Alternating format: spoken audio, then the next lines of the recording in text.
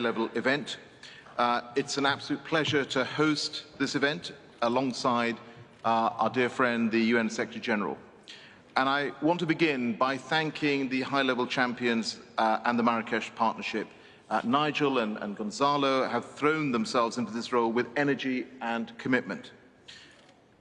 Over 5,000 businesses from across the globe have now joined the Race to Zero campaign, including 60% of the UK's biggest listed companies, as indeed have over 1,000 cities, 60 regions and 1,000 educational institutions. This is an extraordinary achievement. The Race to Resilience now represents 2,500 organisations, and together their commitment will protect 2.3 billion people by 2030, and they aim to increase that to 4 billion. And last week, here at COP26, we announced that the Glasgow Financial Alliance for Net Zero now represents $130 trillion in assets. More broadly, what we've also seen here in Glasgow is a strengthening of the relationship between governments and non-state actors. And this is absolutely vital. As I've always said, climate action requires us all, local and national governments, civil society, businesses, financial institutions, all working together. And the Marrakesh partners help to drive such collaboration. Over the past 2 weeks, here in Glasgow, governments and non-state actors have joined forces in pursuit of common cause. Take deforestation. Here at COP, the UK presidency brought together 130 countries representing 90% of the world's forests to commit to halt and reverse forest loss by 2030. And it was backed by a pledge of over $19 billion in public and private funding. And CEOs from 30 financial institutions committed here in Glasgow to eliminate investments linked to deforestation. Let's look at coal. Last week, I launched the Global Coal to Clean Power Transition Statement, in which 23 countries committed to end coal for the first time. And new corporate members have joined the Powering Past Coal Alliance, including NatWest, Lloyds Bank, HSBC and Export Development Canada. At the World Leaders Summit, we launched the Glasgow Breakthroughs. And these are commitments from governments, joining forces, working with business and society to make clean technologies accessible and affordable around the world. And the collaboration is growing even stronger. The move to a green, resilient global economy is increasing and increasing at pace. Our high-level champions have played an important, I would say, vital role in building that momentum. So we look forward to listening to their shared vision for improving the partnership and to hearing others' reflections on their roles. And I hope that other parties today will join us in recognising their work and supporting their great efforts. Thank you very much, and I'm now going to hand over to the Secretary-General, who is, of course, our co-host. Thank you.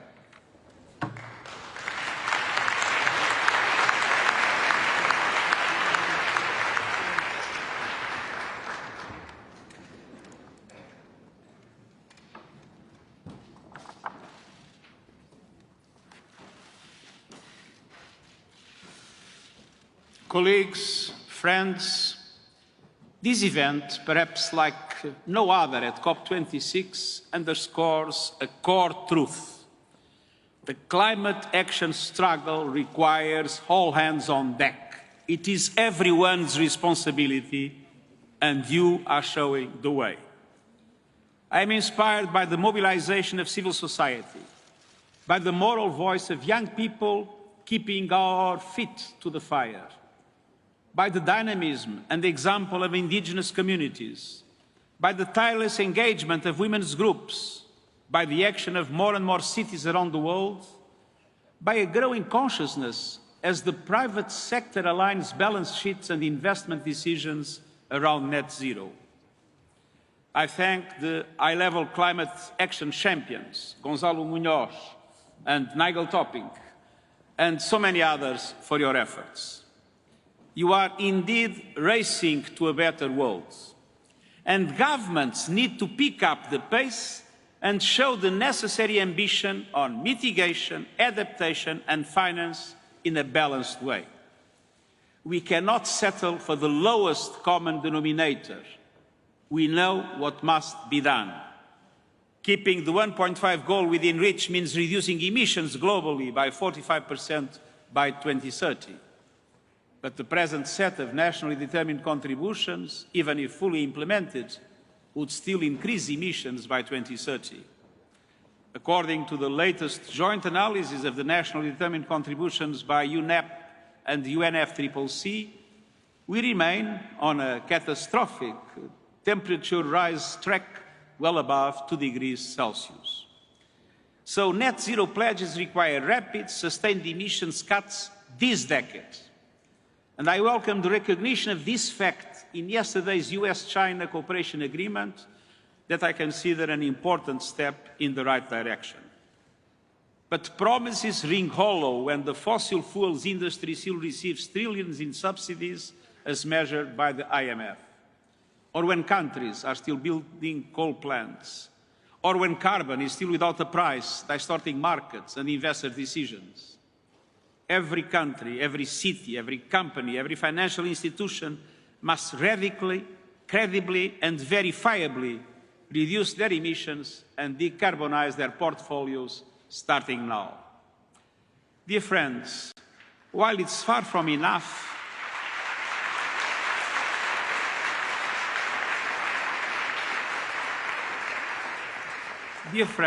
far from enough, we can take stock of progress.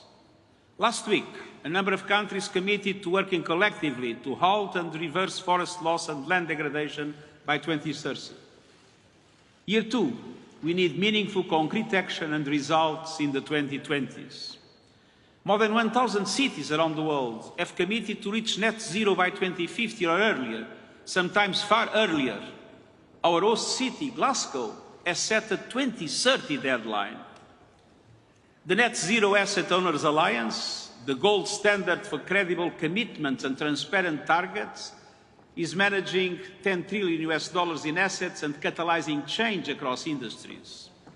I encourage the much larger Glasgow Finance Alliance for Net Zero to follow the same path. The global coal pipeline has decreased by 76% since 2015. The G20, including the 3 largest public financiers, have committed to ending overseas coal finance. 28 new members joined the Powering Past Coal Alliance, raising the membership to 165 countries, cities, regions and businesses. And 44 countries and 32 companies and regions have committed at COP26 to transition from coal to clean power. And this will be an enormous task. That is why I've been calling for the formation of coalitions of countries, international financial institutions and private finance, as well as renewable energy companies, to support this momentous shift and to organize coalitions in support of specific countries that need to speed their energy transition. Some 30 member states and regional development banks have pledged immediate support for the clean energy transition in countries. And I urge more financial institutions and investors to follow suit. I welcome the partnership that will allow South Africa to rapidly decommission its coal plants while ensuring that workers and communities are not left behind. Indonesia and Vietnam have pledged to phase out coal by 2040. They will need support. And we need similar coalitions to deliver resilient infrastructure and adaptation in countries on the front lines of the climate crisis, from small island developing states to the least developed countries. Friends and colleagues, the announcements here in Glasgow are encouraging, but they are far from enough. The emissions gap remains a devastating threat. The finance and adaptation gap represent a glaring injustice for the developing world. We need even more ambition in future revised nationally determined contributions. And we need pledges to be implemented. We need commitments to turn concrete. We need actions to be verified. And we need to bridge the deep and real credibility gap. As an engineer, I know that durable structures need solid foundations. We must be able to measure progress progress and to adjust when off track. We have a critical mass of global commitments to net zero from both governments and non-state actors. We must now zoom in on the quality and the implementation of plans, on measuring and analysing, on reporting, transparency and accountability. And that is why, beyond the mechanisms already set out in the Paris Agreement, I've decided to establish a high-level expert group to propose clear standards to measure and analyse net zero commitments from non-state actors. The high-level expert group will build on existing work and submit a series of recommendations to me during the course of next year. And they will work in a transparent and inclusive manner, and I invite you all to cooperate fully in their establishment and then with them. We need action if commitments are to pass the credibility test. We need to hold each other accountable, governments, non-state actors and the civil society. Because only together can we keep 1.5 degrees within reach and the equitable and resilient world we need. And I thank you for your commitment and for your dedication to this that is the most important fight of our lives.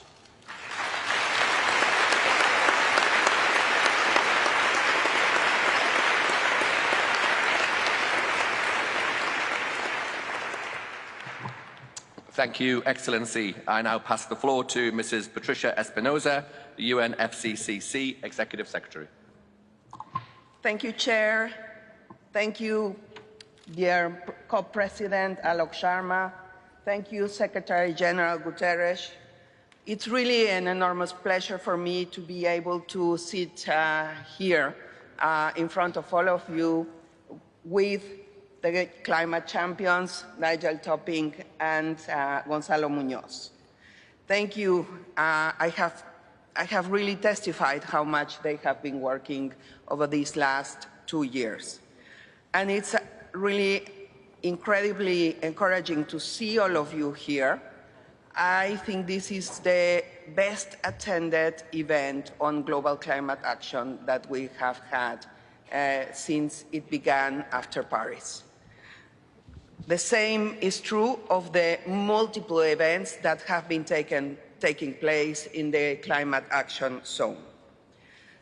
Dear friends, in the remaining days of COP26, the eyes of the world are focused on Glasgow, watching to see not only if parties make the bold and courageous decisions needed to fully unleash the potential of the Paris Agreement, but whether global leaders across all sectors make the commitments necessary to prove that our transition to a low-emissions future is truly underway. The transition required is beyond the scope, scale, and speed of anything humanity has accomplished in the past. It's a daunting but achievable task. Glasgow can be the starting point of a new, more prosperous era, a greener, more resilient and sustainable future, one that is more just and more prosperous for all people. The transition, however, cannot be driven by governments alone. Inclusive multilateralism brings together party and non-party stakeholders, including cities, subnational regions, businesses, investors, and civil society. And I thank all of you who traveled to be here in Glasgow for your efforts and for having come here. And all of you are driven by a unity of purpose, which is reflected in the achievements of the Marrakesh Partnership and the global campaigns of Race to Resilience, Race to Zero, and the Global Financial Alliance for Net Zero. Yet, they must continue to evolve. That's why I welcome the champion's vision for improvement of the Marrakesh Partnership for the next 5 years.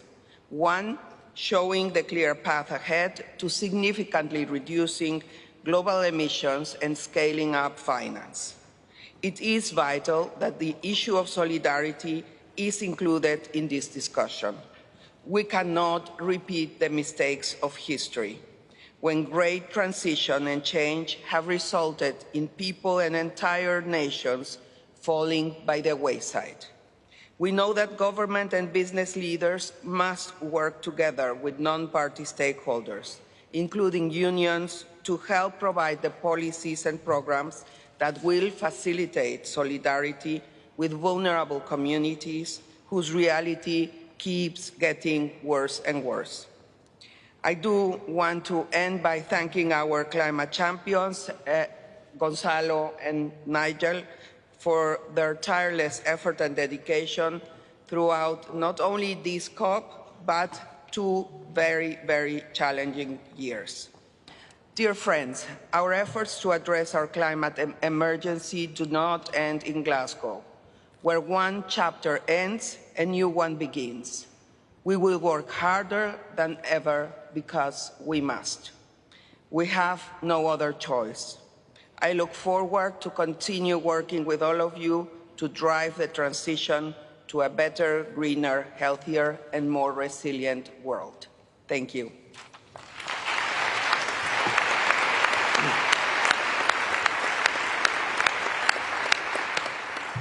Thank you, Executive Secretary. I would now like to invite the event moderator, Mrs. Selina Abraham, who will lead us into the second session of the event, moving to the non-party side. Mrs. Abraham, the floor is yours. Thank you so much, COP President, Secretary General, and Executive Secretary for these opening remarks. And allow me to invite you to take your seats on the floor. Welcome, Your Excellencies, ladies and gentlemen. Welcome to the Global Climate Action Event, Racing to a Better World. Racing to the future that we want, to the future that we deserve, but one that we have not achieved yet. My name is Selina Abraha. I'm the Africa Regional Manager for the Global Landscapes Forum, one of the many NGOs, observers who are here at COP. And while we may have the title of observers, we know that non-state actors are doing so much more than just observing. We're taking action, building alliances, and driving the ambition that is required.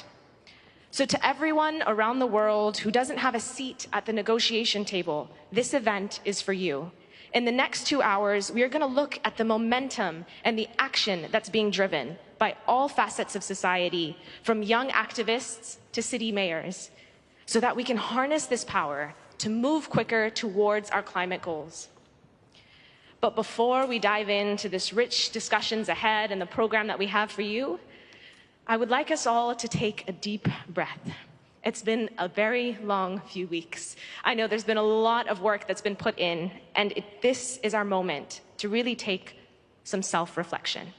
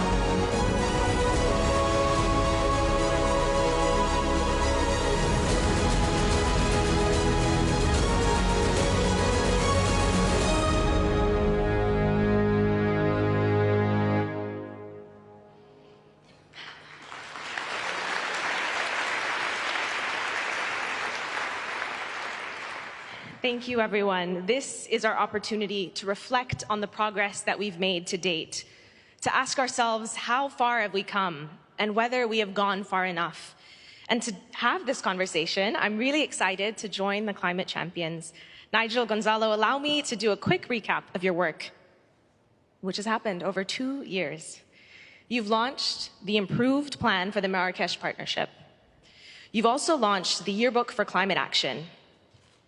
And in this yearbook, I'm going to switch to this mic, yeah. In this yearbook, you include clear plans for the future of your flagship campaigns, the Race to Resilience, the Race to Zero, and the Glasgow Financial Alliance for Net Zero. You made it clear that your intentions are to drive meaningful action at the urgency that's required, given the glaring and terrifying realities that we're facing across mitigation, adaptation, resilience, and the state of finance. You've placed an emphasis on clear accountability and tracking, and to strengthening the capacity of local actors to drive solutions that work for them. So it seems that the race is on. But Gonzalo, can I turn to you first? Since Madrid, we've seen a lot of commitments from cities, from businesses, regions, investors. This COP has made it clear that we must pivot from talk to implementation. So what are your reflections about your nearly 3 years now as UN climate change high-level champion, and how far the non-state climate action agenda has progressed? Well, first, thank you to the United Nations Secretary General Antonio Guterres, to the COP26 President Alok Sharma, and of course to the UNFCCC Executive Secretary Patricia Espinosa for such powerful remarks. And good afternoon, everyone, and thanks so much, Salina, for bringing that perspective, because I think that there's a lot of extra value when we see all of this as a film and not just the single picture of today.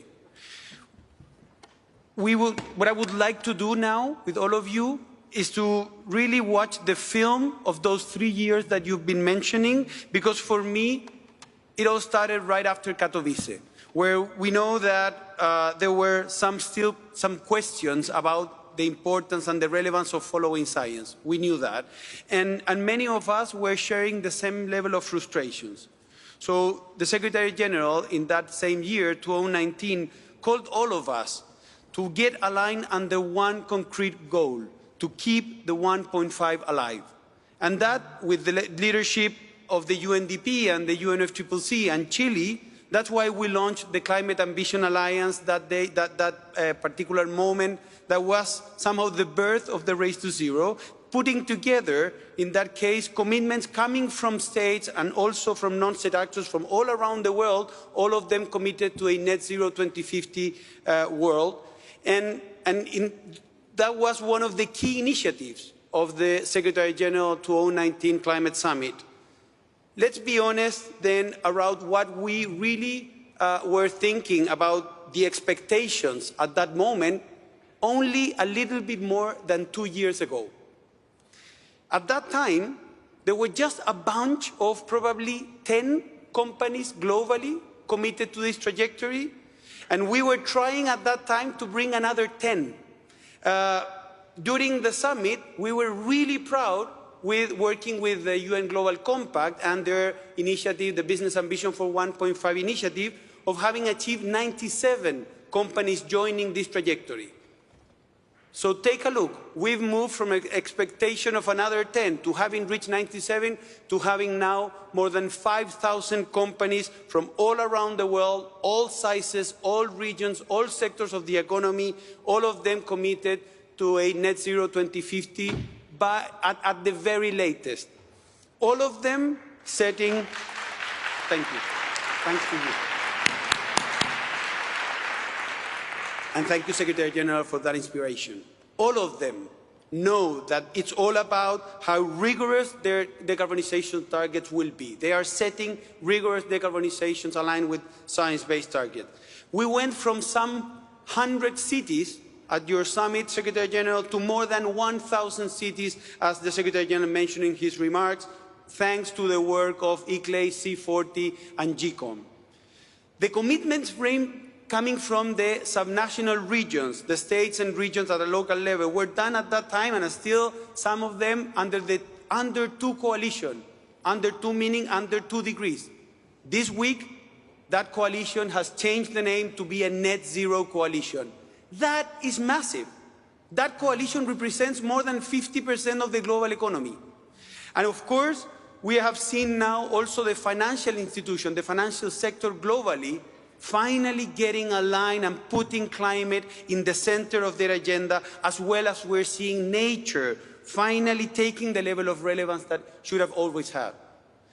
We know that the agenda has broadened during these 3 years, bringing in stakeholders from diverse regions across the world and deepening regional engagement with our shared ambitious climate agenda, from 10 states of Brazil to Maharashtra, from large multinational to local shops, from managers, financial managers to hospitals. So while definitely net zero in less than 3 years has gone from extreme to mainstream, we know long-term goals are not enough. And we know that mitigation is not enough. That's why we launched the Race to Resilience, to work on building the resilience for 4 billion people in these decades towards 2030. And we've also positioned the Race to Zero with a concrete focus on halving the emissions by 2030 as the most important of the acts that we need to deliver when it comes to the private sector. So it was science that brought us here. And we can say very proudly that now science or ambition is a synonymous of science when it comes to climate. What we need to do now is make ambition also synonymous of integrity and solidarity. Climate action needs to be spread all around the world. We need to regionalize this agenda. And of course, we understand that it's about working together on a collective, radical way. We call it a new team sport. And I could be no more prouder of having worked these 3 years with the Marrakesh Partnership members. I want to be clear, it is definitely important to look at the whole film, not just stop on the problems that we might be seeing when it comes to the picture, because if we see problems, we might get stopped. We must change our narrative to one that will allow us to see the challenges, because if we see the challenges, that same gap that will allow us to see the opportunities. Let's not stop in the single frame, but rather see the picture. And yes, we have made progress, a lot of progress, but we know that it's not enough. This is not the end of that film. And that's why I'm so delighted that now I can hand over the next scene in this film to my dear friend Nigel Topping to work with the partners and the incoming champion in continuing this vital work.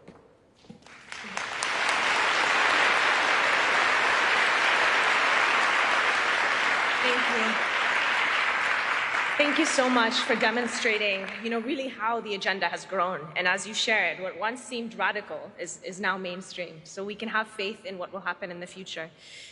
But at the same time, we know there's much, much, much work to do. So Nigel, you've shared the champion's role for nearly 2 years with Gonzalo. And can you tell us a bit more about the vision for this agenda and how it's going to evolve forwards and your plans to implement it? Well, first of all, I have to start by acknowledging that the vision comes from the parties, because the high-level champion's role was created as part of your work back in Paris when you invented the role into being to invite the energy, the dynamism and the capability of non-state actors into the shared project of getting to a zero-carbon resilient world as fast as possible. And we also have to acknowledge the first two champions, our dear friends Laurence Toubiar and Hakim El Fayta, who in Morocco at COP, the following COP, launched the Marrakesh Partnership because they saw that this was going to require systems change, all hands on deck approach, and we needed all those partners to organise. And as Gonzalo's described, we've taken advantage of the extra year we've had working together to organise with all those amazing Marrakesh partnerships, and I want to call them all out, the great work they've been doing at the COP and since Morocco when we formed the coalition, to build these three campaigns, the Race to Zero, the Race to Resilience and the Glasgow Financial Alliance. And what we're really focusing on now in this next phase is turning ambition into action, only focusing on action in the next decade. As the Secretary-General said, we're not really interested in 2040 and 2050 talking about action there. Mayors and CEOs who talk about 2040 and 2050 will not be in a position there. And I see here looking at some mayors and CEOs nodding. So it's about how do we turn those commitments into short-term action to drive the changes that we need this decade. And as Gonzalo says, we do have real momentum now, but we really still have a massive piece of work to do in two areas. Firstly, to turn that ambition into action.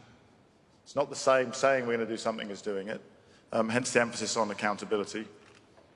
But also in bridging, I would say, an even bigger gap between those newly enthusiastic committing to net zero and playing their part in it, and the largely unheard voices that are not involved in those conversations. And we've heard during this COP, but also in our 2 years, Gonzalo in his 3 years working together, from farmers' groups, from indigenous leaders, from women's groups, and very loudly and constructively from young people at the Youth Summit in Milan, the COI demands which we received here. We've heard pain, frustration, anger, and we have to respond to that. We have to respond to the fact that the poor and the marginalized are the ones suffering the most from climate change, and we have to involve their voices in figuring out the solutions and in delivering them.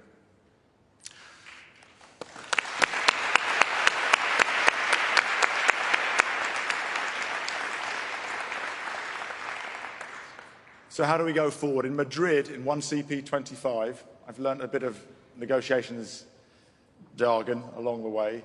You asked the champions to seek feedback and improve the Marrakesh partnership. And what we heard was, be bold. So we're pushing. You can ask any mayor or CEO or governor or investment banker that we've met, and they'll tell you we've pushed them. Whenever they say, we'll do it in 2050, we say, why not 2045? Whenever they say 100, we say, why not 1,000? We enjoy that part of the job. You said concentrate more on resilience. We created and launched the Race to Resilience. You said build better bridges between parties and non-parties. So we started innovating in implementation labs in the regional climate weeks. And we worked closely with some of the small island developing states, or big ocean states, as we like to call them, and they like to be thought of, and some of the African countries in party, non-party collaboration, which led to some of the content of the World Leaders Summit earlier last week. You said do more work in the global south. The Marrakesh Partnership is too global north biased, so we've set up teams in Latin America and Africa, small teams, but we'll continue to drive that central gravity from the north to the south in the years to come. You said pay attention to tracking and credibility, so we built a lot of robust standards into the Race to Zero. We have a great expert peer review group, and the science-based targets methodology for net zero is very clear that there isn't a role for offsets instead of the fundamental change in business models and the real reduction in carbon emissions. And transparency has to be at the heart of that in terms of accountability, particularly as commitments soar. And so we really welcome the Secretary General's expert group and look forward to working with that to establish the highest standards of accountability and credibility. So going forward in the plan that we've put forward, I want to draw attention to three elements in particular. First, our work to mobilize private finance in emerging markets and developing economies. The demand for capital is staggering and way outstrips what public purses will be able to provide. So we know that the private sector must be mobilised, and we're working hard as one of the work streams in GFANZ with Mark Carney and Shamira Wickramanayake. We know we need to continue raising resilience up the agenda, so it's the equal sibling with mitigation. We know that it's more important for many communities than mitigation. So we're delighted that the Resilience Hub's been a real success here, and we hope that that goes from strength to draw more attention and direct more resources to resilient solutions. Resilient solutions in the most vulnerable communities, where the climate crisis is a felt reality today, not an abstract idea tomorrow. And we commit to further regionalising the work so that we don't operate on global average pathways, but locally contextually specific pathways to net zero resilient futures driven by local knowledge and local partners. Our pledge, and I speak on behalf of my dear friend and partner Gonzalo Munoz, but all past champions and future champions and the Marrakesh Partnership, is to honour the trust that parties have placed in us to drive momentum from non-state actors in support of all aspects of the Paris Agreement, to offer this as input into the global stocktake as is needed and helpful, and to offer the momentum from non-state actor pathways and action as a source of inspiration for enhanced ambition, and together to drive the ambition loop ever faster until we're on track to and deliver the resilient zero-carbon future that we have collectively promised to future generations.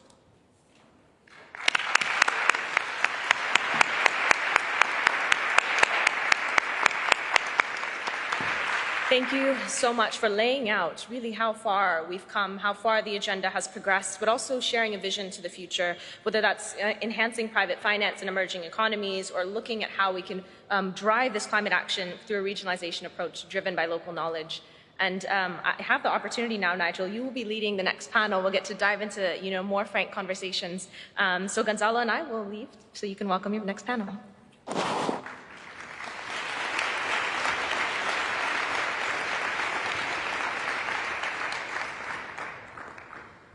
So, based on what Gonzalo and I have just outlined, on the one hand, we see huge signals of growing ambition and momentum, and on the other hand, we hear loud voices of skepticism. So the question we're holding is, how do we build trust to ensure that good work is recognized and enhanced and accelerated, and greenwashing is called out? So I want to introduce two very different people from very different backgrounds who have been working together to build trust these last 2 weeks.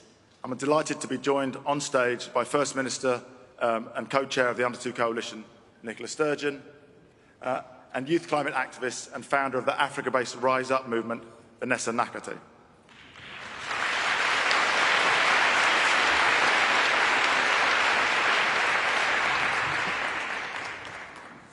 So, First Minister, you've been involved in addressing the climate crisis for a long time and been leading by taking bold climate action, not just as First Minister of Scotland, but also as the co-chair of the Under-2 Coalition. I don't think it's been renamed, as Gonzalo said, but it's not yet.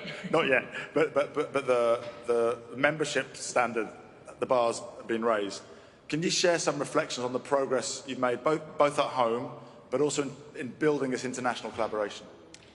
Thank you very much, and it's a real privilege to take part in this event, and not least to do so with Vanessa.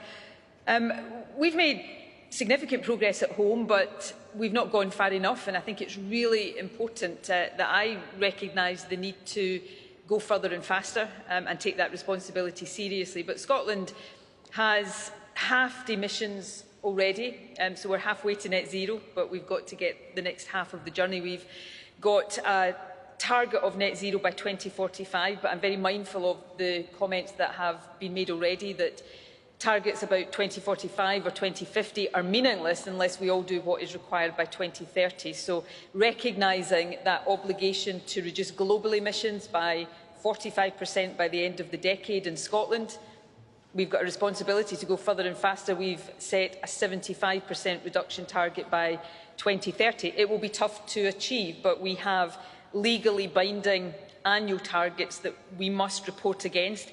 We recognise that we are unlikely to meet every target every year, but the importance of having them is that if we fall short in 1 year, we've got an obligation to catch up.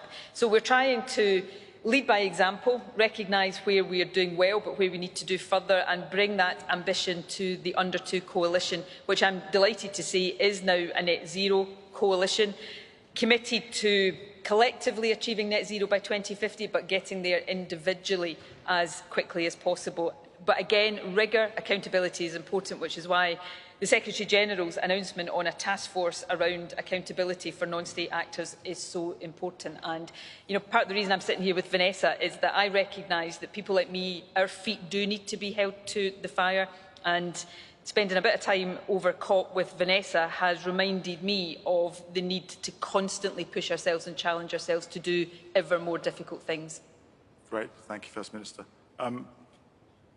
Vanessa, I was in Milan at the Youth Summit where you gave a very powerful speech, which started with a quite harrowing account of the human impact of climate change now, today, not abstractly, not tomorrow, and a real call for climate justice. So what I'm and Gonzalo are grappling with here is, on the one hand, we have this strong sense that momentum is really building and stuff is really happening, and that we need to hold non-state actors and state actors to account. And yet we're in a world where the emissions are rising still, so the gap between action and impact is still large.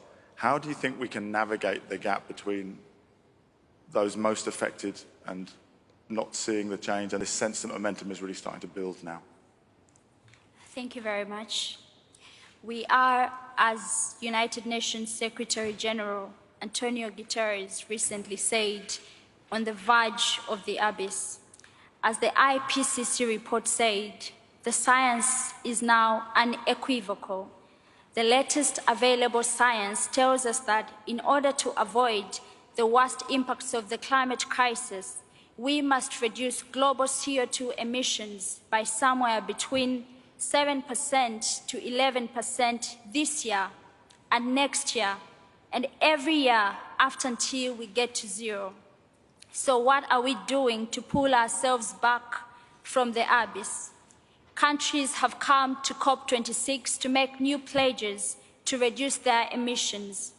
And lots of companies and banks and investors have descended upon Glasgow to make big climate commitments. And let me say that, of course, the idea that countries, companies, and investors committing to drastic and immediate action to reduce emissions would be most welcome. But let us be honest, we have been here before. There have been 25 COPs before this one. And every year, leaders come to these climate negotiations with an array of new pledges, commitments, and promises. And as each COP comes and goes, emissions continue to rise. This year will be no different. CO2 emissions are forecast to jump in 2021 by the second biggest annual rise in history. So I hope you can understand why many of the activists who are here in Glasgow and millions of activists who could not be here do not see the success that is being applauded within these halls. I hope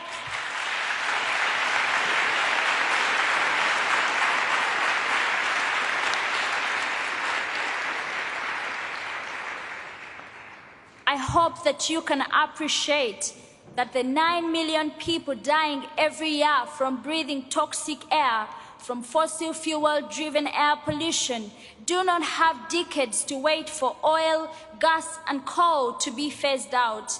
I hope you can appreciate that we may be skeptical when the largest delegation here at the COP26 Climate Summit does not belong to a country, but instead belongs to the fossil fuel industry.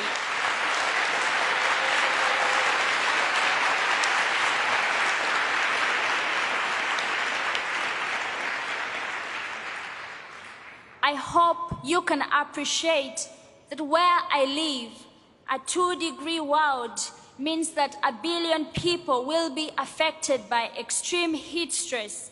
In a 2-degree Celsius world, some places in the global south will regularly reach a wet bulb temperature of 35 degrees Celsius. At that temperature, the human body cannot cool itself by sweating.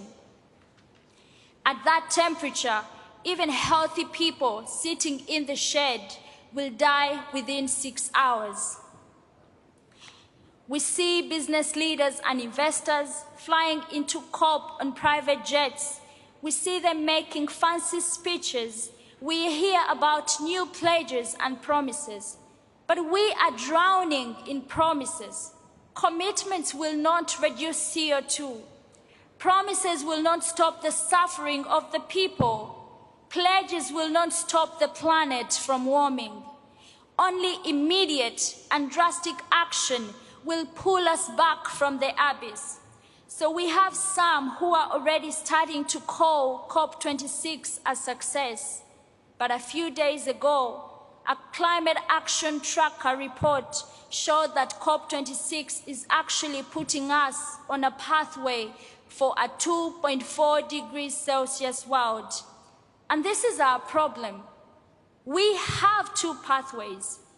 There is the pathway of commitments and hype and promises and fanciful net zero targets and happily ever after. And then there is the pathway of the best available science, of ever stronger storms and droughts and floods, of toxic polluted air, of real people suffering and dying. And these two pathways are diverging. The truth is that the atmosphere doesn't care about commitments. It only cares about what we put into it or stop putting into it. Humanity will not be saved by promises. It's hard to believe business and finance leaders when they haven't delivered before. They have not been faithful in their promises. They have not been honest in fulfilling their commitments. They have not been trustworthy in making their pledges a reality. So, I have come here to tell you that we don't believe you. We don't believe that banks will suddenly put trillions of dollars on the table for climate action when rich countries have struggled since 2009 to raise $100 billion for the world's most vulnerable countries.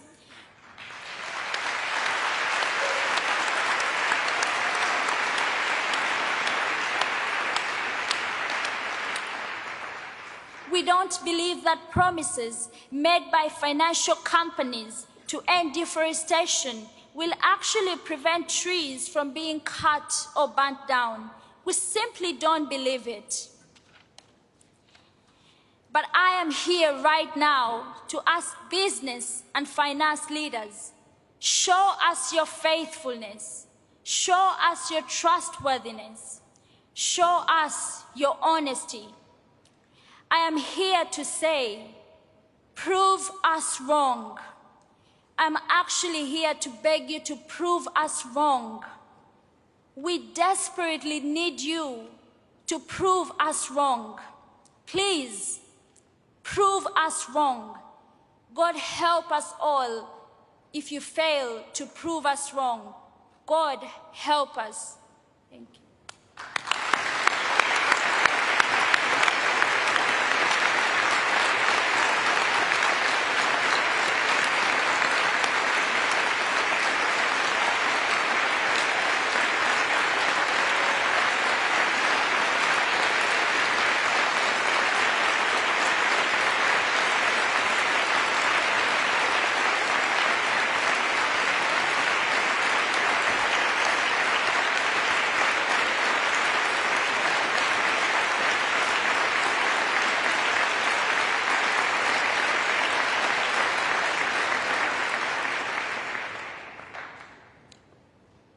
So, Vanessa, I hope you can tell from the length and the warmth of the applause that people agree with you. That there's an expression that comes to mind that we use that says, trust arrives on foot and leaves on horseback. And it seems that trust has run over the hill and far away, and what you're asking for is evidence of a first step back towards trust, and that it will be a long way back. So I hope that every mayor, every governor, every CEO of a business, every banker, every investor hears that call to prove the skeptics wrong, because the skepticism is not without reason. Because it's a, as you say, we've had broken promises before, so thank you very much, Vanessa. You also, I mean, you referred to the science of wet bulb temperature. If anybody, you know, one of the things I think that we're starting to see is culture and the arts coming into this, helping translate the science of the climate crisis in the way that only the arts can do. And there's an amazing book by Kim Stanley Robinson, who's been here, called The Ministry for the Future, which starts with one of the most harrowing chapters of fiction that I have ever read, which deals with a wet bulb temperature, an extreme heat event with awful consequences. Vanessa, I want to come back to you with just one more question. You know, you've published a book. You asked me the other day if I'd read it. I've got it now. I haven't read it, but I was just skimming through it.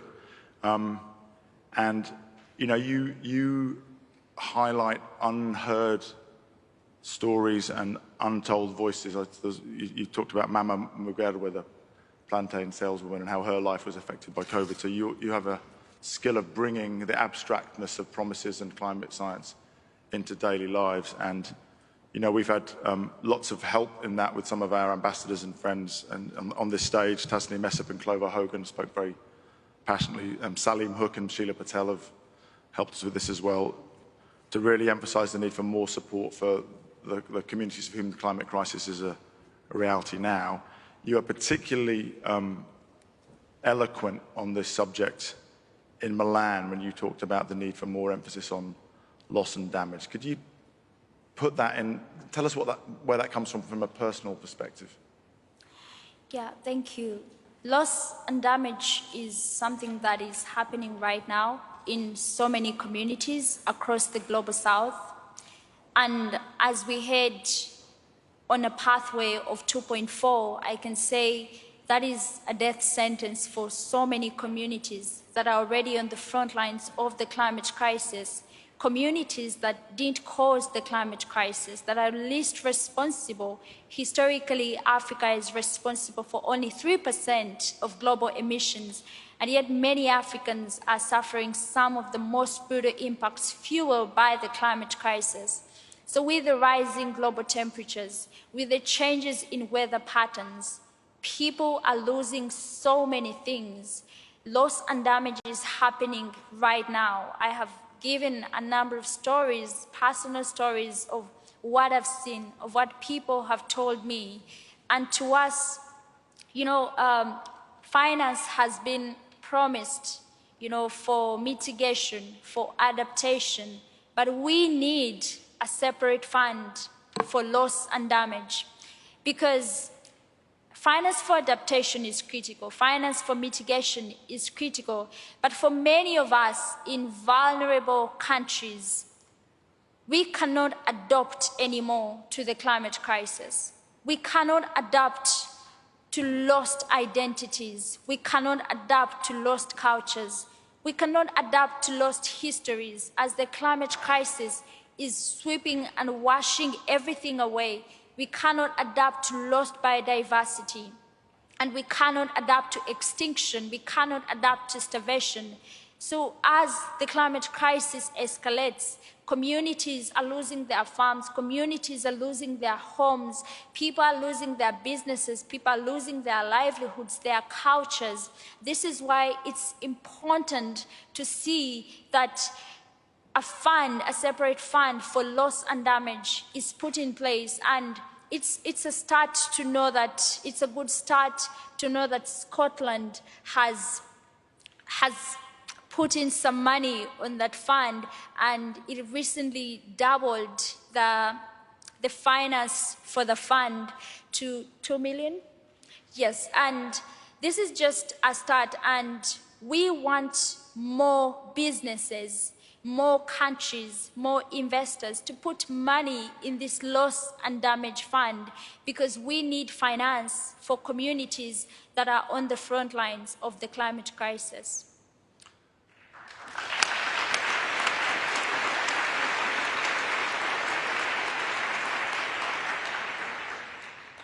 Thank you, Vanessa. I think with the next COP being in Africa, I'm sure that with whoever my future colleague as climate champion is, will be seeing whatever we can do to bring the non-state actor community of cities, business investors into finding solutions in this area as well. So thank you. And First Minister, back to you. You've focused a lot on inclusivity and on the just transition in your work in Scotland.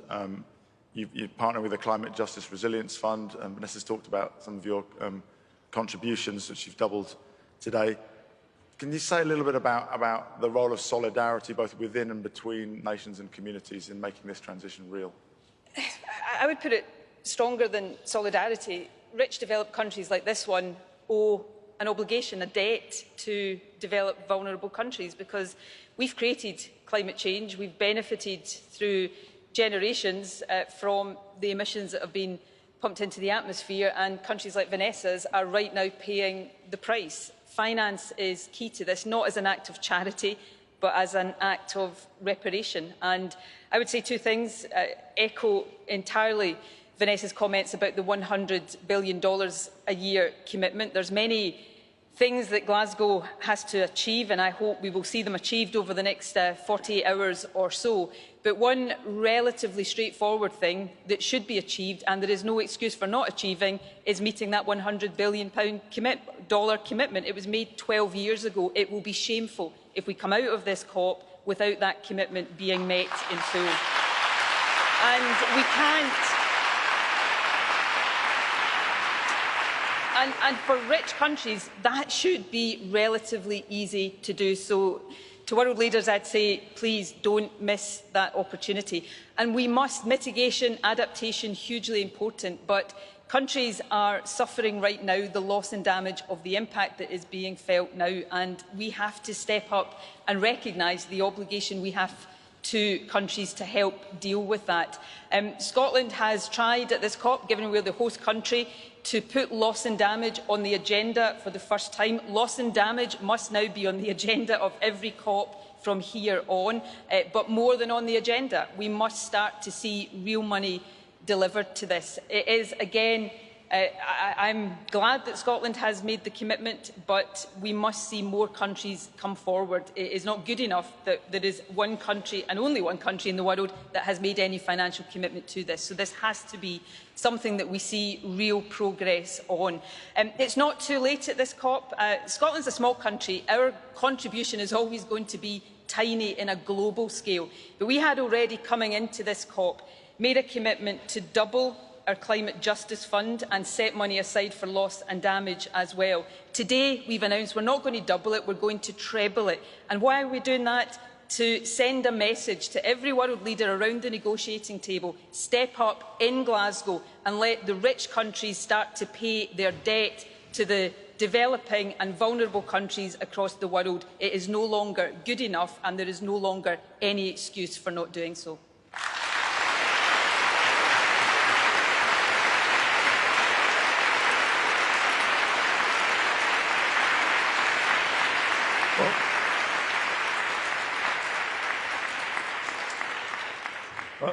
Thank you, First Minister. Thank you, Vanessa. I mean, the trust gap is in the room.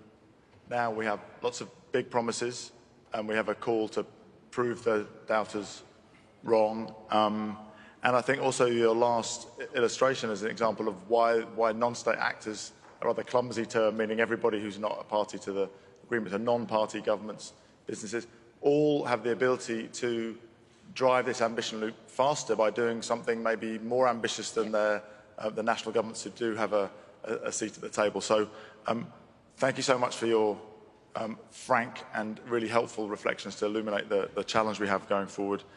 This ends our first panel, and I'd like to hand back to Selina Abraham.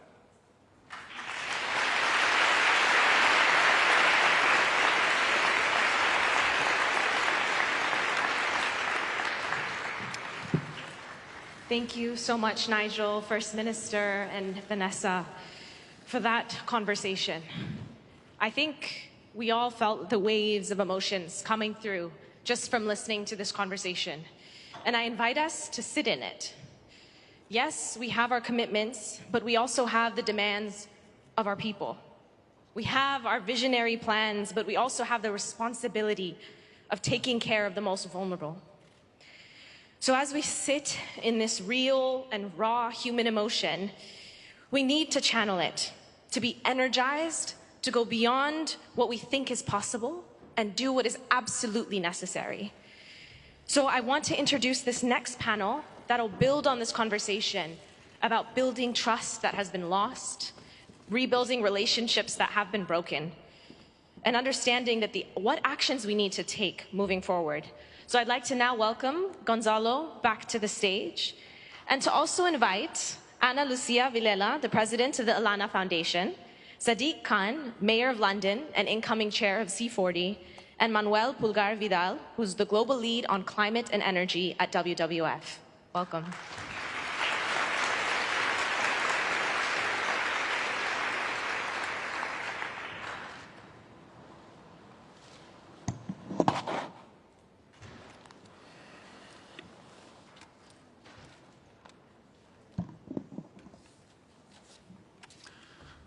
Well, first, thanks so much, Vanessa, First Minister, and Nigel. We saw not only from the reactions, probably all of us are feeling that conversation, and it will stay with us for really long time. And I would like to start by giving us 5 seconds of reflection. So I will ask for 5 seconds of silence.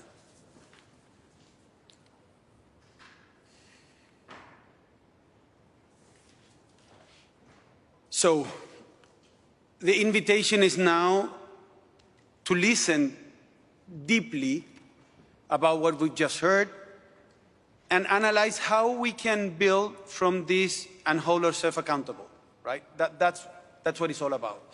And again, kind of back to the film, I think that the question is, how can we take this momentum that we have been seeing over the last months and years and then turn all of this into real concrete action in the next 12 months, right? We know we cannot wait for years to come. It's now when we have to deliver. And therefore, we will require innovative thinking. We know that it will be a lot about thinking differently in order to implement and then move forward in the right possible way. So I'm really delighted to be joined by Analu, Major Khan, and Manuel Pulgar Vidal, our dear friend, 3 dear friends on stage. And I would like to start with you, Analu, if possible. You are part of the Latin American banking history. And also, I would say you're part of the Latin American care for nature history. So, if I may, I would like you to reflect on those 2 elements and how those 2 elements are somehow shifting the approach of the non-state actors towards a common goal and bringing nature into the center of the agenda and maybe reflecting into the next 5 years. Okay. So nice to be here. Thank you, Gonzalo. Maybe approach closer to the microphone. Okay. So I think that the state is just one of the ways a society can organize itself. So when human life is at risk, as is the case right now, non-state actors begin to act more together. NGOs, companies, banks, universities, press, entertainment industry, everybody. They have to mobilize and act together and act more, if only for the sake of extinction, for survival. So I think that we all understand we have to do something urgently. And a plan of having a green economy is the only way to thrive. And thinking as a bank, it's also the only way for a bank to thrive. You know, it's implementing it. We need to trust each other. We need accountability. And it's urgent. We need to do it.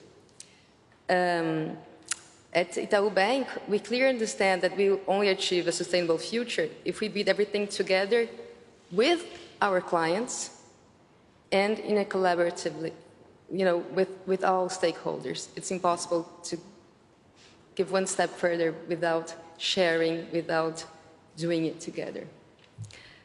Becoming net zero bank is not only wanting a better future for all, but it also makes economic sense. So I really wish that all banks become soon net zero, because it's the only way we can do this. It's everybody together. And talking about making sense, I think that the most valuable things on the planet are clean water, clean air, healthy food, biodiversity, and with a just transition. That's what I believe. Thanks so much, Analu. Manuel, you know the COP process really well. You were the COP20 president, and most of us know very well that this agenda, meaning the agenda of the non-state actors and the Marrakesh Partnership, was built through the Lima Paris Action Agenda, and you were in those initial days. We call you the godfather of the Marrakesh Partnership. And I think it would be great to receive from you your reflections in terms of what does it mean, that film that I was referring to from your point of view, but also how do you see this mandate, the Marrakesh Partnership playing the role in the next 5 years? Thank you, Gonzalo, and hello to you all. Look, it is true, I am very proud that we started this in 2014 with at that time it was called the Lima Paris Action Agenda. So that was the starting time. We convened the first action day, 2014, some years ago. And it was Paris and then Morocco that consolidated the process and launched the Marrakesh Partnership. And also that helped to organize sectors, and that was like the second step. So a starting point, organize sectors, and then we move into trying to have sectors defining more clearly targets. And now we are entering into a new phase. And what the Secretary General has just told us, it is so important. It is the phase of credibility. So let me start by saying that what we must recognize it is how important it is to insist in this kind of processes. But that is not enough. Because what we do need it is to make an accurate use of the processes by having clear targets based on science and with mechanisms that can make people and citizens to track progress. That is for me a key element of the action agenda. Because look, we came to the COP26 with two main ideas, the ambition gap and the financial gap. But the Secretary General has just mentioned the credibility gap. It's amazing, it is real.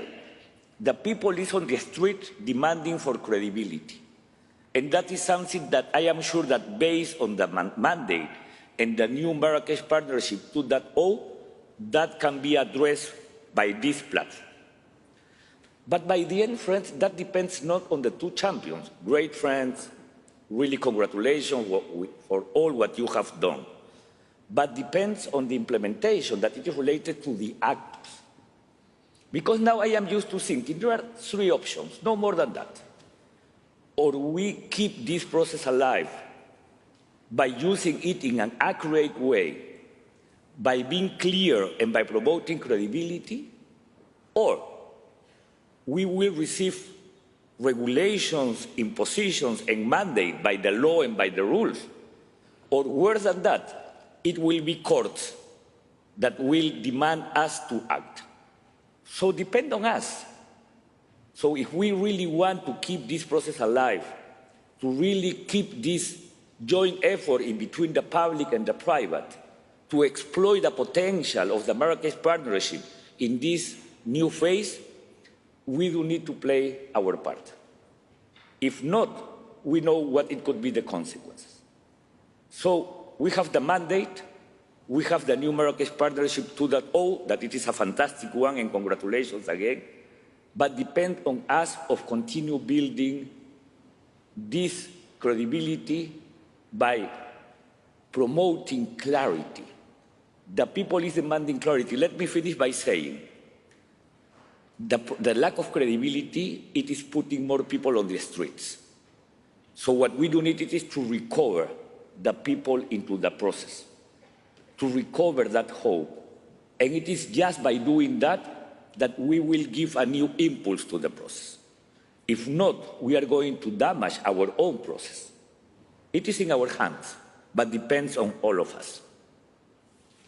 Thanks so much, Manuel. Mayor Khan, working with Nigel and a broader UK team, I've been living virtually in London for the last 2 years, right? But I haven't had the possibility of experience so close all the work that you're doing on transitioning towards a net zero city that is now positioned towards the 1.5 degrees. You can share what are those innovations and what are you implementing, please? Sure. Look, my experience studying COP for the last 26 years, and I don't mean to be offensive, is a lot of national governments have moved from being climate change deniers to delaying taking action on climate change, whereas in cities, we're doers. And the difference between national governments and cities is the difference between night and day, between delayers and doers. So in London, we have an air pollution crisis directly linked with the climate emergency. You can't see the toxicity in our air, but it leads to thousands of premature deaths. It leads to children having stunted lungs and adults with a whole host of health issues, from asthma to cancer, from dementia to heart disease. So in 2018, we declared a climate emergency, and in 2019, we launched the world's first ultra-low emission zone. And it works on a simple principle: the polluter pays. If you have a polluting vehicle that's putting out poison, you pay. In 2 years, we've seen the toxic air in central London reduce by 50%, a 44% reduction in NOx, a 27% reduction in particulate matter, a 6% reduction in carbon. And last week, I extended the ULEZ, so now covers almost 4 million people, double the size of Paris. That city's doing rather than delaying. Brilliant.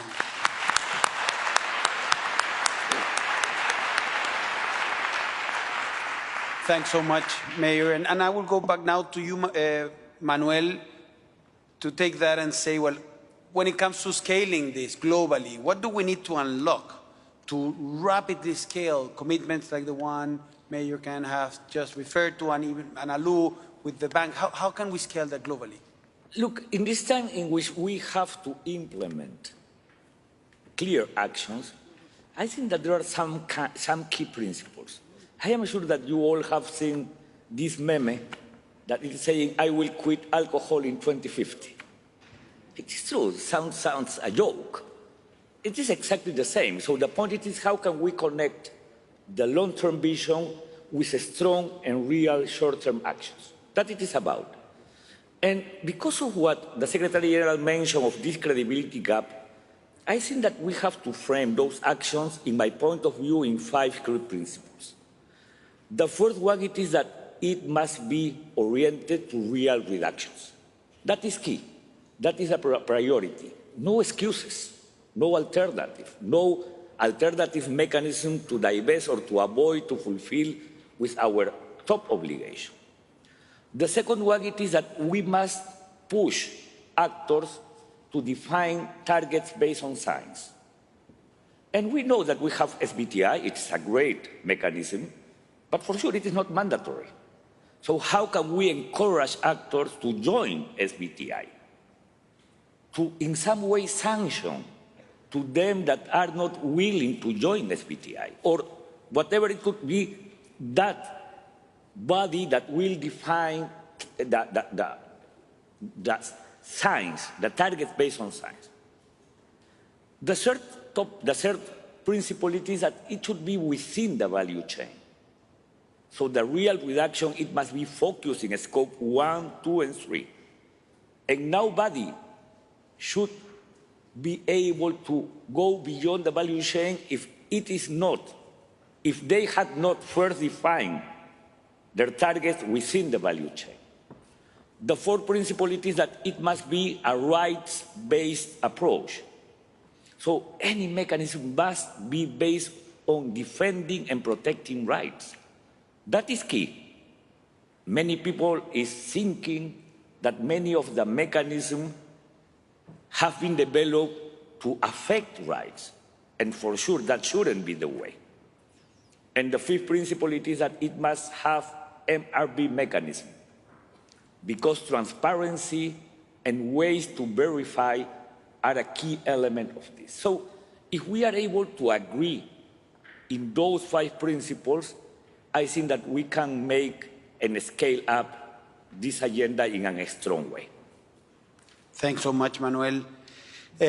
Mayor Khan, you just reflected on the role of the City of London, but now you're taking a new position as the head of the C40 coalition. So I would like you to reflect on that role in terms of how the mayoral leadership can drive the structural change that is needed. So start activating the ambition loop, right? Yeah. Well, let me give you an example of how C40 operates. So C40 are basically 97 megacities around the globe, from London to Los Angeles, from Bogota to Barcelona, from Durban to Dhaka. We represent more than 700 million people, and we're responsible for more than a quarter of the global wealth. We all have agreed to sign up to the climate change adaptation plans set up by Paris. More than two-thirds of the 97 cities, so 65 cities, more than two-thirds are either on schedule for meeting the Paris promise or exceeding meeting the Paris promise. Compare and contrast how many countries are on course to meeting Paris or exceeding. One. So 66% cities meeting Paris or beating it, 0.5% countries, doers versus delayers. That's the difference C40 is making. I'll give you some examples. We've agreed last week, my first speech as the incoming C40 chair. In my first budget, more than two-thirds of the C40 budget will go to the global south. As Nicola Sturgeon said, we have a responsibility. It's not a patronising charity. We've got a responsibility. I believe those with the broadest shoulders carry the greatest burden. We announced today $1 billion to provide electric buses to cities in Latin America. And by the way, Bogota, the wonderful city of Bogota, has more electric buses than any city in the world outside of China. The difference progressive, nimble cities are making. And our vision is to make sure we have a green recovery from this pandemic, to make sure that we help the global south, but also to make sure that we collaborate. We are a partnership. We work together. We don't see countries we don't act like countries seeing each other as competitors. We see each other as collaborators and partners working together. Thanks so much, Mayor.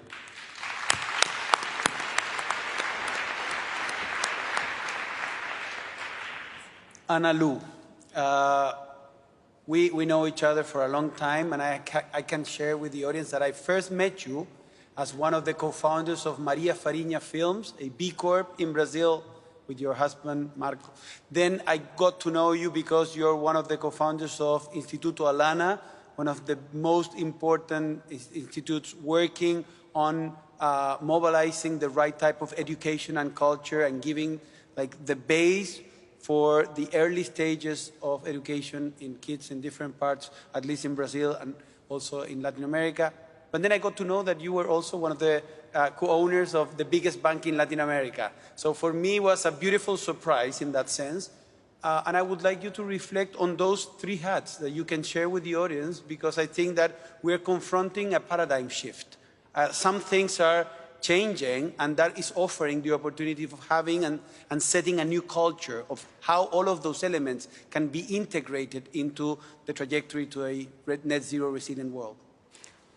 It's not that they can be integrated, they are integrated. You know, it's just, I think we have to occupy all spaces, and it's easy to see that we all as humans, we all want the same thing. And, you know, we have to work with each other, so it's not difficult to understand that. I'll start talking about the organization, which is Alana, which is my big passion. So we've been working with children's rights for many years now, including climate justice. And I think that for us to change, to shift paradigm, I think it's only going to be through behavioral change and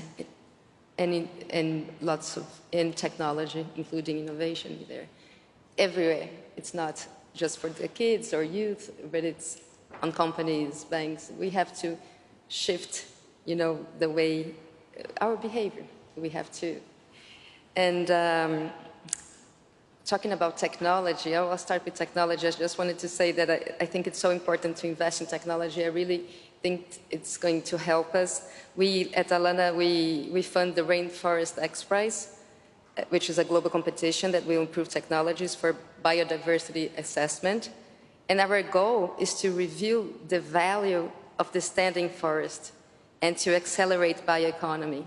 So when us from the third sector invest in a competition like this, and we have teams all over the globe taking part of this competition, the result of this will really help the bioeconomy. It will help many companies, it will help many startups, banks, and so on, and governments. So everything is related, you know. I'll give you an example of behavior change. We have a project that I love at Alana that's called a program, it's called Children in Nature. And our projects are ensuring that kids have a healthy and direct access with the contact with nature, because this makes them understand, you know, understanding the interdependence of all systems and beings. So I think this is essential knowledge, and experience allows this experience of being in the nature, the kids being in the nature, we better develop them knowing the impacts of their actions in their relationship with the environment and with others. It will build them empathy, which is really important. And by the way, not only for kids, but for all of us, being in nature is so important to build empathy. We'll only take care of the things we love, right? So, in addition to these actions with children in nature in the areas of education, advocacy there, we just launched a film called The Beginning of Life Outside. And this film, like one film, is making parents take kids to nature after watching it, you know. And they are changing their environments at their homes, at schools, in their communities. So the impact of movies, I think so, trying to change behavior is extremely important. Alana believes that entertainment is a behavior change tool. And we've produced many movies because of that. So talking about the B Corp we have, the B production company we have. So next week, we will launch the second season of the environmental thriller called Aruanas. The first season was about the Amazon, and 35 million people only in Brazil watched the series. And the second season will be about fossil fuel subsidies.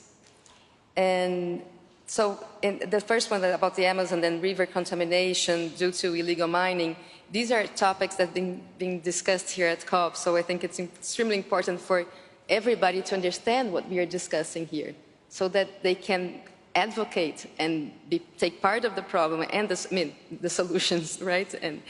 And so we conducted a survey to track those 35 million people who watched the first season, to see, and we found to see what they found. What we found out is that 87% of them, after watching the first season, they delved deeper into the theme, and they looked for ways of helping the Amazon in a practical way.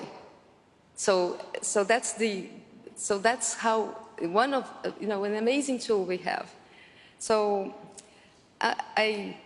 I believe we can do it, and I believe we have many ways of doing that. I'm just giving you some examples of the things I think it's important. We also brought to this COP, talking about COP, a cute rich research on children that we did all over Brazil, and we heard the voices of multiple childhoods. And in this, the data we collect, the word that most appeared among the voices of kids was fear. The study was to hear what they thought about climate change. And all of them, mostly all of them, said fear. But at the same time, there's a beautiful thing that is, it showed us that children, they also said that they do believe in us, and they hope we will fix it, you know, what we did. So I think We should invest a lot in education, children and youth, and here, listen to them. This is the best thing we can do. It's really invest in our major asset in this planet, which is human beings, right? We have to invest on them. So let's act for the planet that children have now and in the future. That's what I want. Well, I just want to thank the three of you. I think that we've been capable of landing for many of the opportunities, some of them through the three of you. So thanks so much, and I ask Salina to continue for the program. Gonzalo, I would like to make something out of agenda. It will take 1 minute. We know that by the end of this COP, Gonzalo will leave us as high-level champion of the action agenda. And it's a great guy, good friend, great champion, and great leader.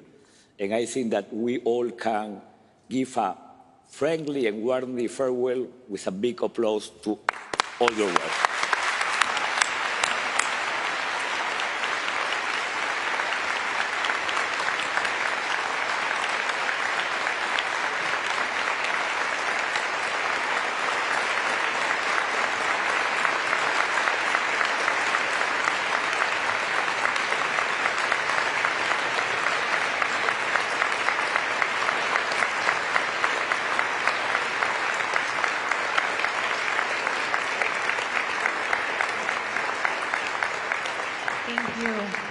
What an incredible session. We've covered so much in such a short amount of time, reflecting on how far we've come, moving from 10 companies in one initiative to 1,000.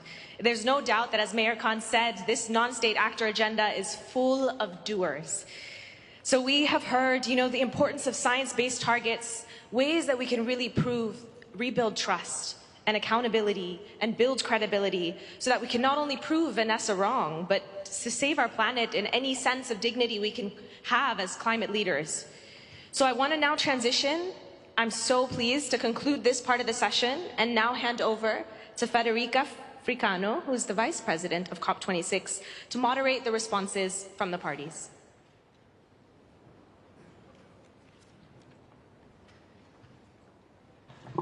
Thank you very much, Salina. Dear delegate, it's now my pleasure to open the floor for intervention from parties. Your Excellencies, Mrs. Teresa Ribera, Deputy Prime Minister and Minister for the Ecological Transition of the Government of Spain, you have the floor.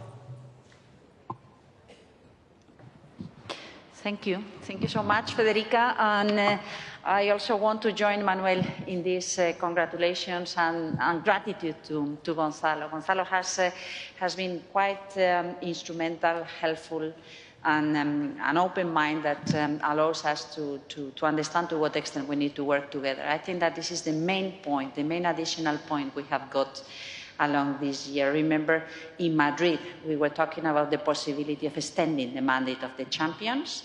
And of course, we did up to 2025, and it was worth it. I think that what if we could not have extended your mandate in these long 2 years that we have gone through? So thank you. Thanks a lot. Thanks a lot, Gonzalo.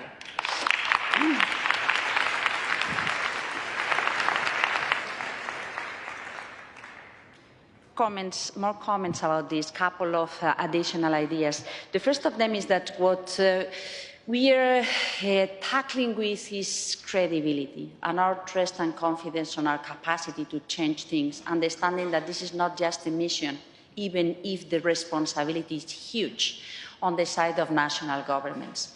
We need the whole society moving forward, a deep transformation on the way we produce, we consume, we understand prosperity, and we build a new Green Deal. Green, because it has to be within the planetary boundaries.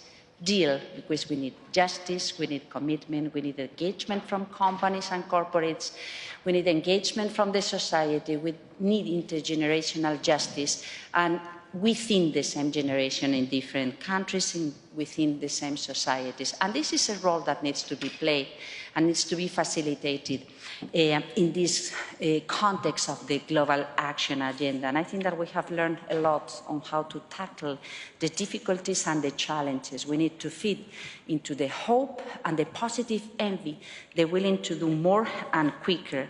And the Race to Zero has speed up the capacity to expect others doing things.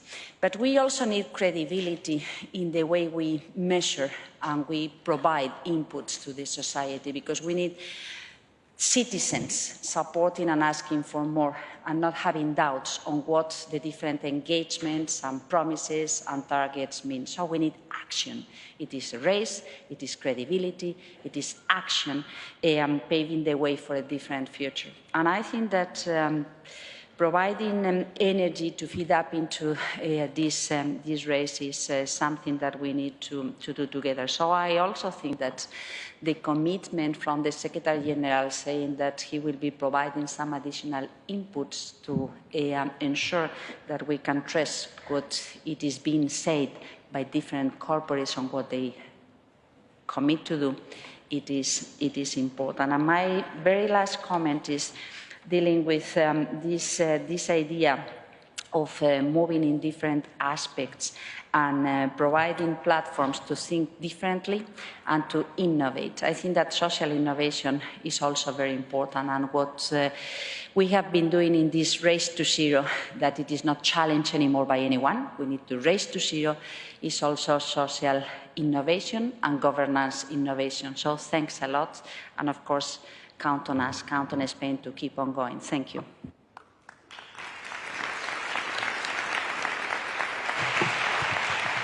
Thank you. Thank you very much, Teresa, for your intervention. And now it's my pleasure to give the floor to Mrs. Rosa Morales, National Director for Climate Change and Desertification of the Ministry of Environment of the Republic of Peru, speaking on behalf of ILAC. Madam, you have the floor.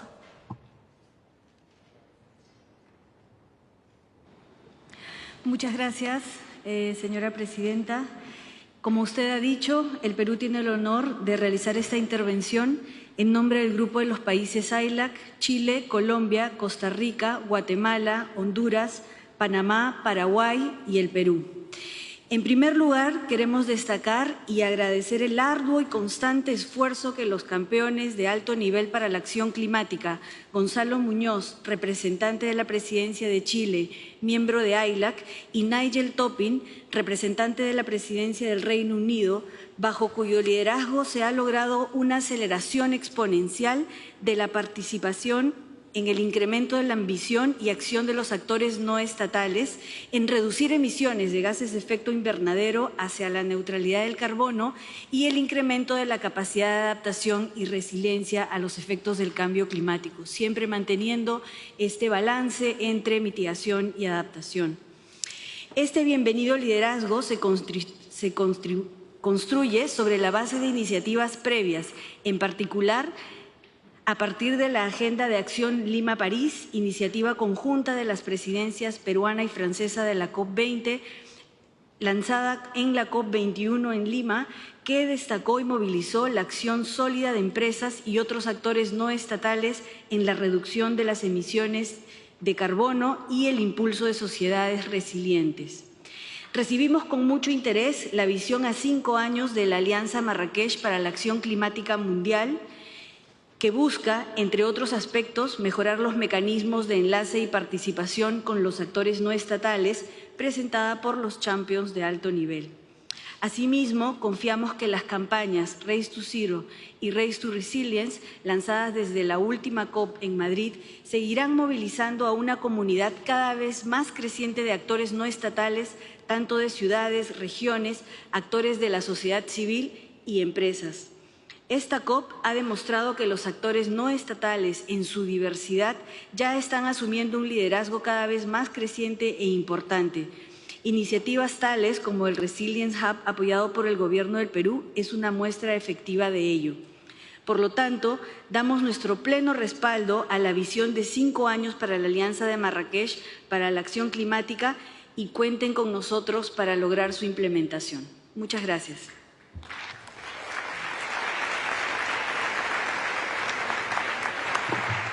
Muchas gracias for your intervention. And now it's my great pleasure to give the floor to Your Excellencies Andrej Višnjak, Minister of the Environment and Spatial Planning of the Republic of Slovenia, speaking on behalf of the EU. Your Excellency, the floor is yours.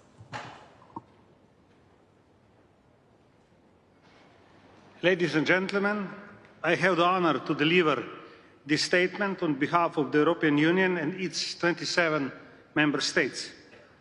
Let me start by thanking the high-level champions, Gonzalo Unos and Nigel Topping, and their team for extraordinary efforts these past 2 years. Despite the challenges the world has experienced during the pandemic, you have managed to strengthen the spirit of the Marrakesh Partnership and showcased ways we can enhance global climate action. Congratulations. Non-state actors are showing us the Paris Agreement goals are within reach and urging us to use the opportunities in the transition to climate neutrality. We welcome their further efforts towards the effective implementation of Paris Agreement. Strong linkage between intergovernmental and non-state action are key for the changes we need. Therefore, aligning the work of the Marrakesh Partnership with the ambitious cycle of Paris Agreement is very important for us. At this COP, we have seen a very inspiring program across the Marrakesh Partnership activities. The EU was happy to endorse the Glasgow breakthrough. We have seen widespread engagement from youth to business leaders and civil society. For the EU, it is important that we continue strengthening and improving the Marrakesh Partnership. We think the new priorities you pose are very good ones. We need everybody on board if we want to accelerate the green transition and make it on time. This is the objective for the European Climate Pact. Every action counts. We already have well over 500 ambassadors, volunteers, who spread inspiration and action in their communities. We are also collecting pledges that go beyond legal requirements and that turn all types of organization into multipliers of climate information and action in the green transition. Finally, let me conclude by expressing support to your work as high-level champions. You are inspiring so many people around the world, and we are proud of the outcomes under the Marrakesh Partnership. Thank you very much.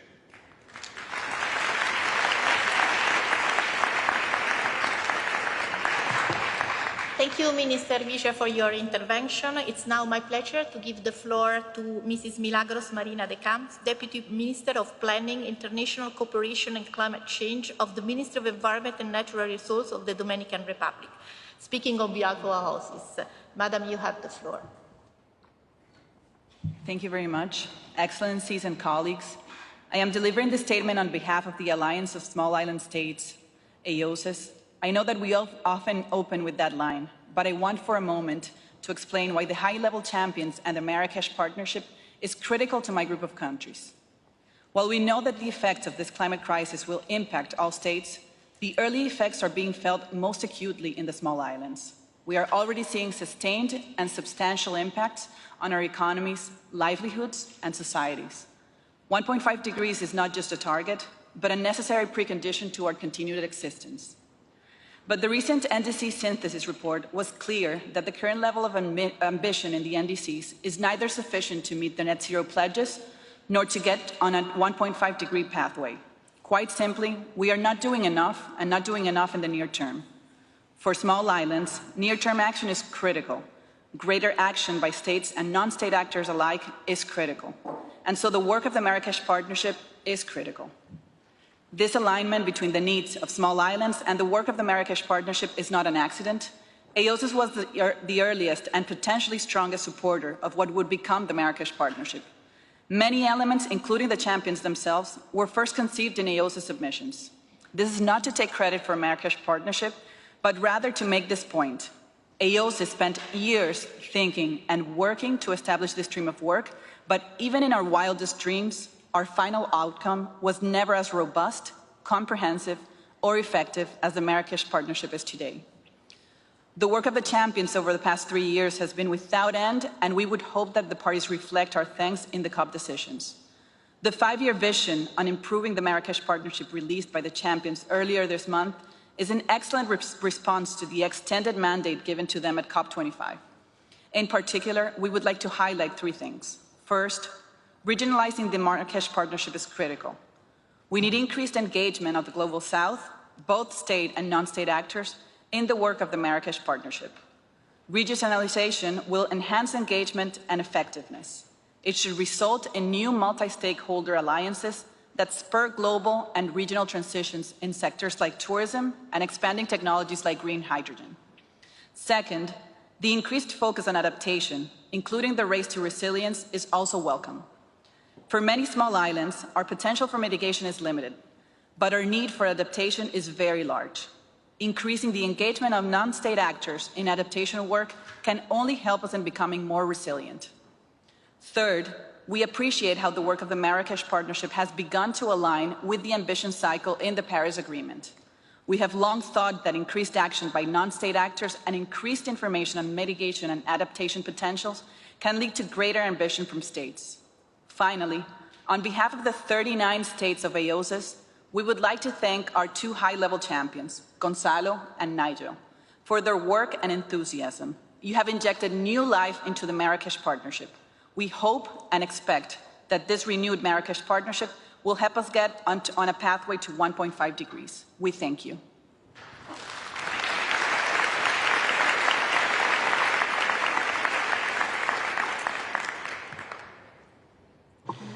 Thank you very much for your intervention, and now it's my pleasure to give the floor to Mr. Yukata Shoda, Vice Minister for Global Environmental Affairs, Minister of Environment of Japan. Sir, you have the floor. Thank you, Chairperson.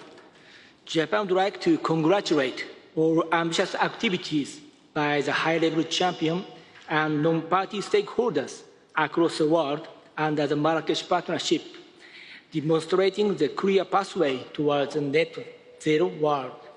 I also would like to highlight the vital roles that sub-national governments could perform in realizing a zero-carbon society, as they can formulate and implement a sector-wide and locally designed plan.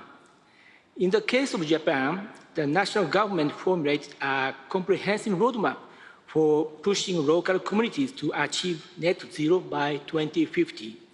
We plan to support more than 100 leading areas in mobilizing to draw out their decarbonization efforts one after another. We call it the decarbonization domino effect. So far, almost 500 municipalities covering around 90% of Japan's population have declared to aim zero-carbon cities. Japan's effort will go beyond our borders to accelerate the domino effect globally. We held the first Zero-Carbon City International Forum with collaboration on UNFCCC. Around 40 national and local governments, as well as international organizations, shared their ambitious actions and good practices. We will convene the second forum early next year in cooperation with the United States and the Global Subnational Zero Carbon Promotion Initiative, which was launched yesterday. Madam Chair, Japan has been closely working with high-level champions to accelerate local actions. Japan commits to make best efforts to develop multi-level actions and accelerate domino effects around the world to realize decarbonized society. Thank you very much.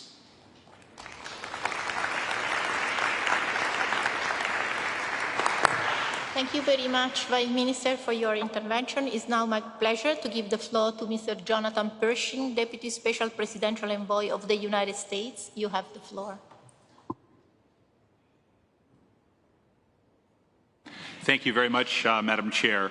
It's a great pleasure to have a chance to be here to offer some of the U.S. perspectives at this session.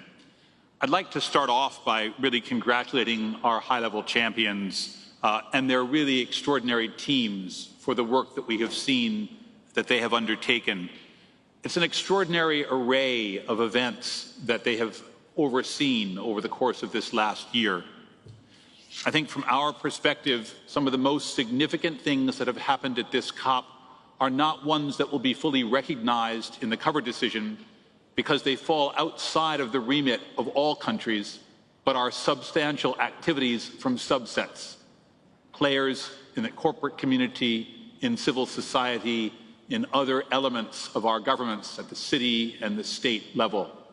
And we often don't find a very strong way to recognize those transitions. But the champions have, I think, indicated to us through their work and the work of those they've organized how central those activities are to implementation. There's an enormous number of campaigns that are part of this. The Race to Zero campaign may be one example that it's worth highlighting.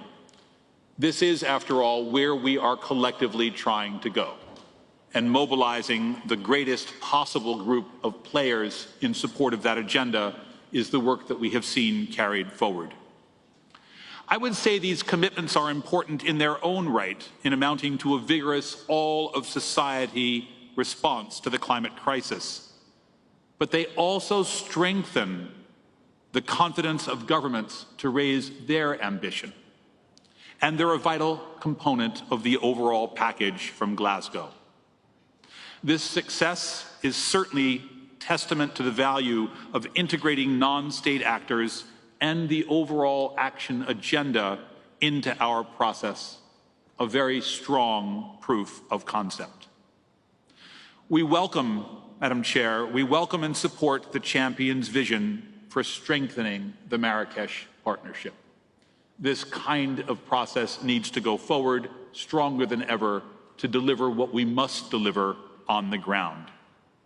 And it becomes all the more important as the UNFCCC shifts from negotiation to implementation. There are huge opportunities to be had in the lessons we have learned, in the partnerships we have forged, in the identification of gaps and of opportunities, and the insight we contribute to governments as we scale up ambition in this decisive decade. Thank you very much.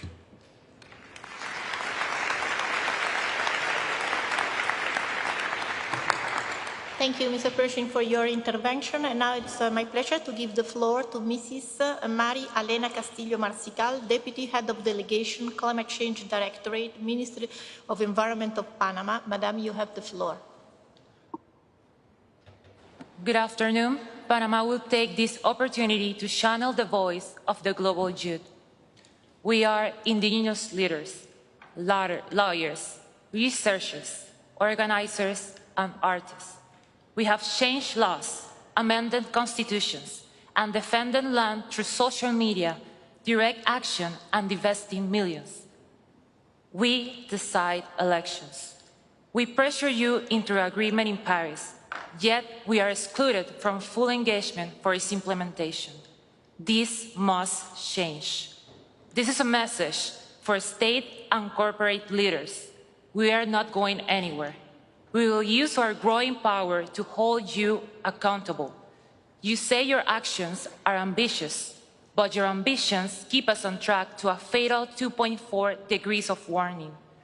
We look to you as global leaders, yet your actions are failing us. Leaders don't settle for anything less than 1.5. Leaders defend people and biodiversity above profit and politics. Leaders present NDCs that actually get us to real zero. Leaders bring youth from all genders, indigenous people, and the most marginalized to the negotiating table. Leaders give youth the power to negotiate their own future as Panama did. Leaders reach 1.5 by safeguarding human and indigenous rights, including in the design of Article 6 mechanisms. Leaders reach 1.5 by cutting emissions at the source and funding solutions that end intersectional oppression and systemic violence. Leaders build resilience with nature through decentralized and community-led solutions. Leaders reach 1.5 while financing loss and damage by funding the least responsible and most affected. Leaders act with intersectionality at all times. Leaders see the response to COVID-19 as the single greatest generational opportunity for climate action and economic justice. 1.5 is the simplest moral choice in all of history. Paris promised 1.5, but lack of leadership is giving us 2.4 degrees of deadly warming. 1.5 is not a choice. It is a necessity, a moral obligation, a lifeline. On behalf of over 11,000 youth from more than 129 nations, you must take actions immediately to ensure 1.5. Lead, be bold. Thank you.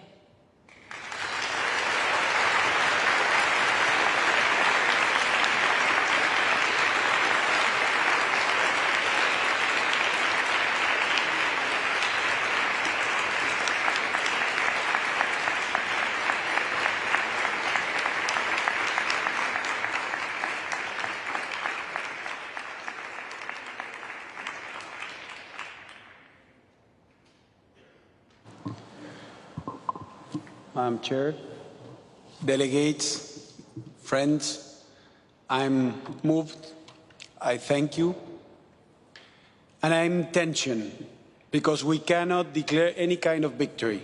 We've just heard the level of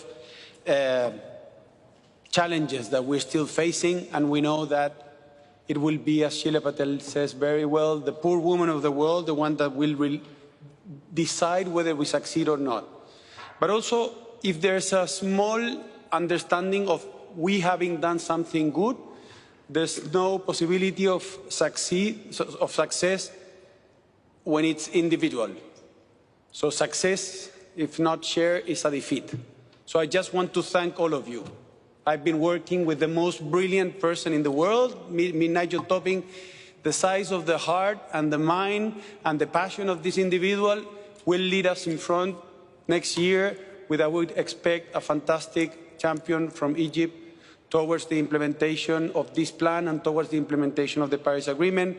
But I will refer to all of the Marrakesh Partnership members and all of the delegates that have not only spoken today, but all of you that have provided us the support in order to be able to be accountable to an amazing mandate that you have given us. So I'm just extremely grateful for the opportunity that was offered to me. I thank, of course, my family for the support and my partners, but mostly I want to say that I will continue working until we reach the net zero resilient world that we require urgently. Thanks so much.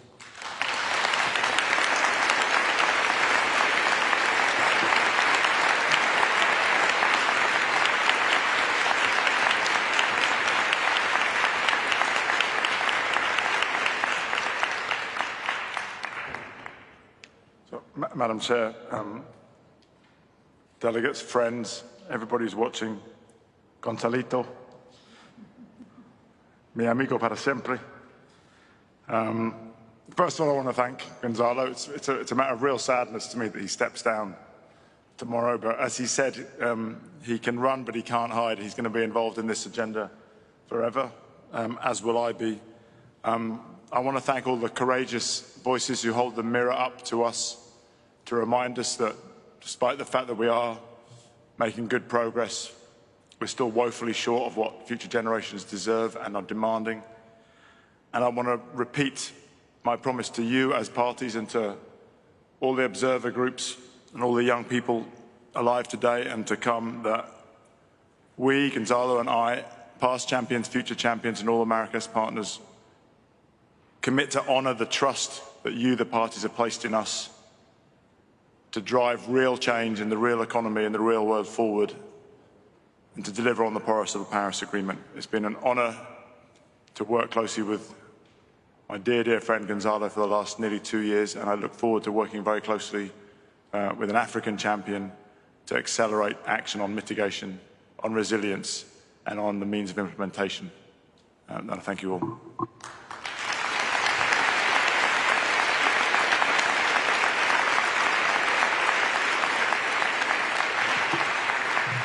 Thank you very much, Gonzalo. Thank you, Nigel, for your words. This concludes the third and last session of this high-level event. I would like to thank all parties, observers, and non-party stakeholders for their participation. Let me also thank the UN Secretary-General, the Executive Secretary, all the non-party stakeholder speakers for joining us today in this global climate action high-level event. And of course, in special, our high-level champions. And let's keep on working together to continue the raising for a better world. Thank you so much.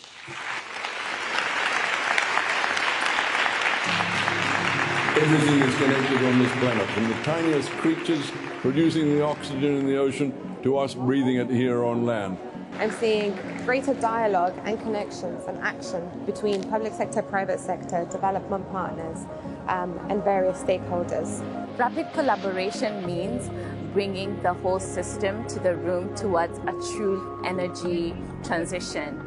We need to galvanize private sector capital to invest in climate action at scale and at incredible speed. All the science is clear about stopping deforestation. We need to halt it today, and we need to restore nature.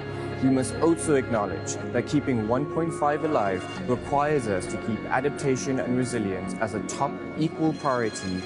We've left the starting line, but we need to go much further, much faster.